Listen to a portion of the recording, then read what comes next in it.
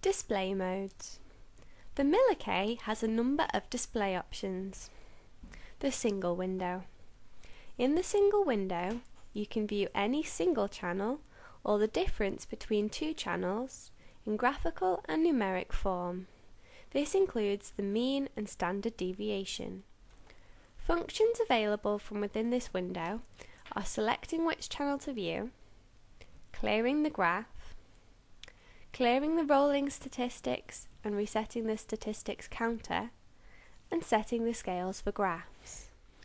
In addition to operation from the front panel, the MilliK can be operated from a mouse or keyboard. Use the left and right arrow keys to select from the buttons displayed at the top of the screen and press the Enter key to activate that function. To change which channel is displayed, first make sure the channel feature is highlighted. Then use the up and down arrow keys to sequence through the available channels. Only channels that are enabled appear.